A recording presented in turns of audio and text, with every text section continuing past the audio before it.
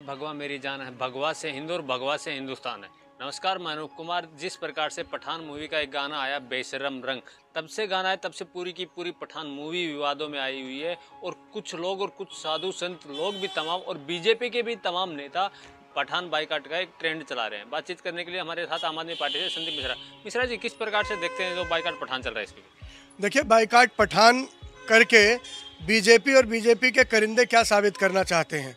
एक रंग का विरोध करेंगे, अंग का विरोध करेंगे, ढंग का विरोध करेंगे। करना क्या चाहते हैं? इन्हें किसी के अंग प्रदर्शन पर विरोध है या रंग प्रदर्शन पर? उसी गाने में तमाम रंग भी यूज हुए हैं।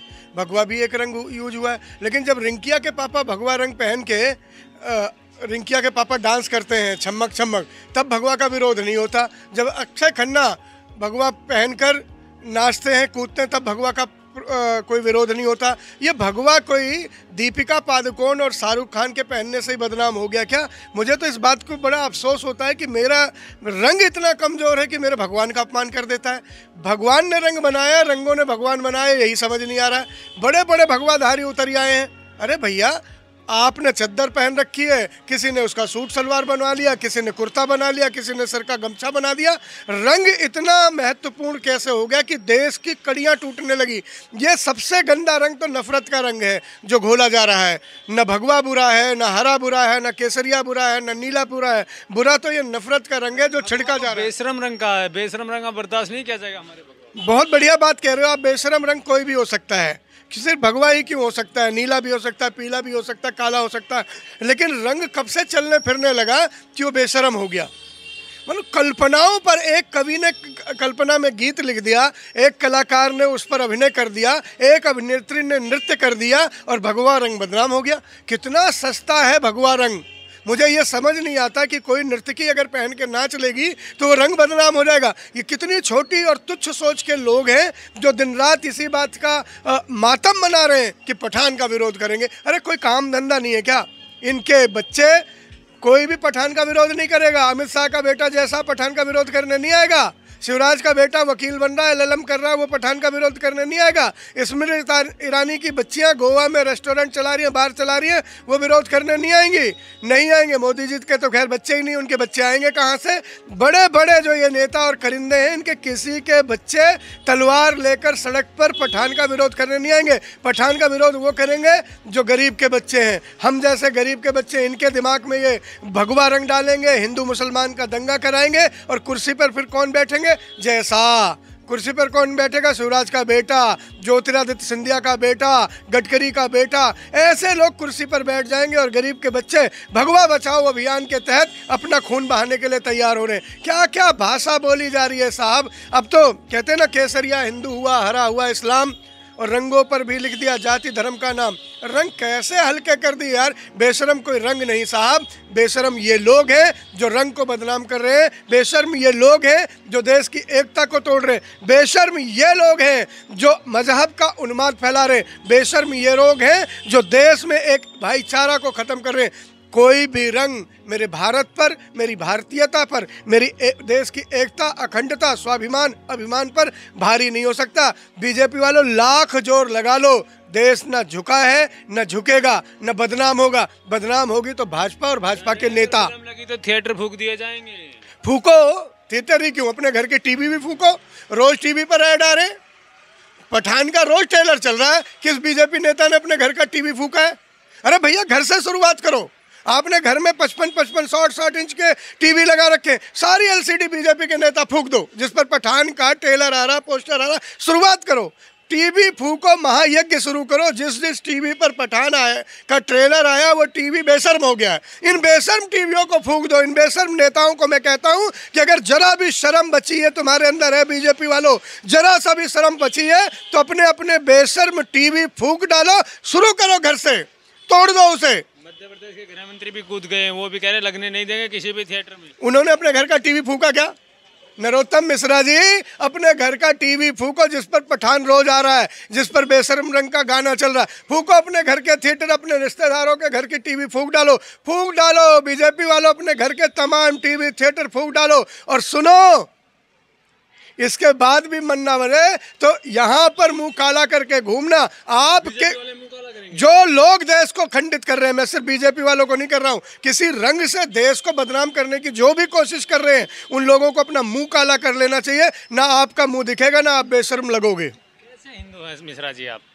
पठान का समर्थन करें, भगवा का जो अपमान करें उनका आप समर्थन कर रहे हैं, और जो सनातन संस्कृति को खराब करना चाहते हैं बॉलीवुड गैंग, उसको आप समर्थन कर रहे हैं। मैं समर्थन नहीं कर रहा हूँ, मैं तो बीजेपी का विरोध कर रहा हूँ। मैं किसी पठान का करिंदा नहीं हूँ, मैं किसी शाहरुख खान का प्रवक्ता नहीं हूँ, मैं सच्चाई का प्रवक्ता हूँ। मेरा देश किस दिशा में जा रहा है? मेरा देश एक रंग की लकीर के पीछे चलेगा या देश की तकदीर कुछ और बदली जाएगी? एक रंग को लकीर बनाकर एक रंग को बेशर्म बना किसी ने लिख दिया तो बेशर्म कितने लोग हो गए।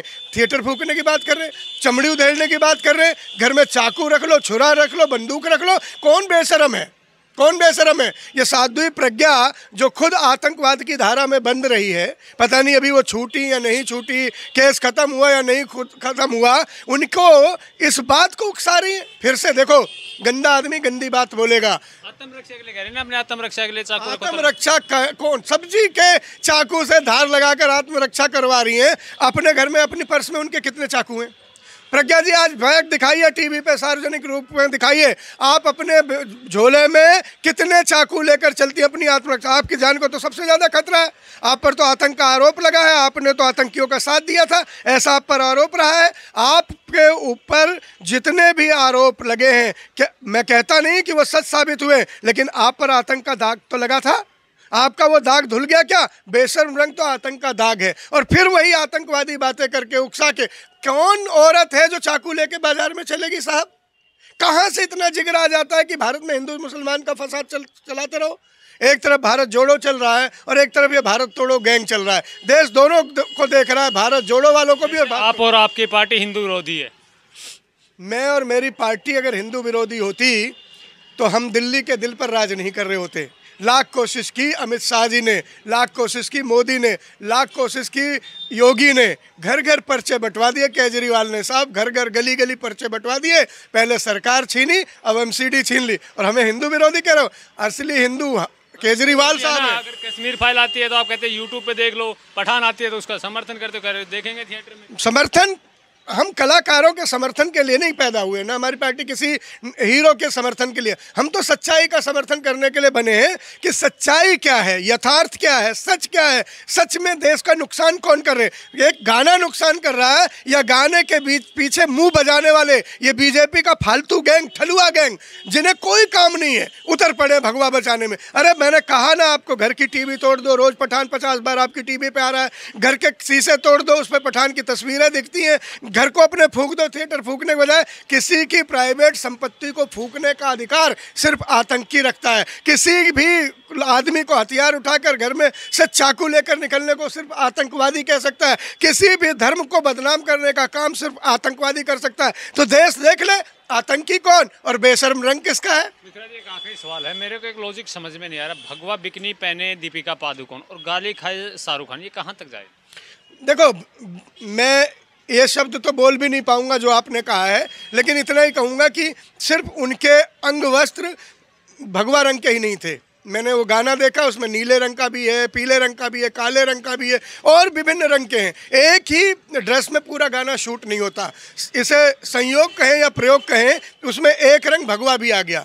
अगर कलाकारों को भगवा रंग पसंद आ रहा है, स्क्रीन पर भगवा रंग पसंद आ रहा है, चल रहा है, तो पूरे गाने में से एक मुश्किल से 20 सेकंड में भगवा रंग दिखा होगा।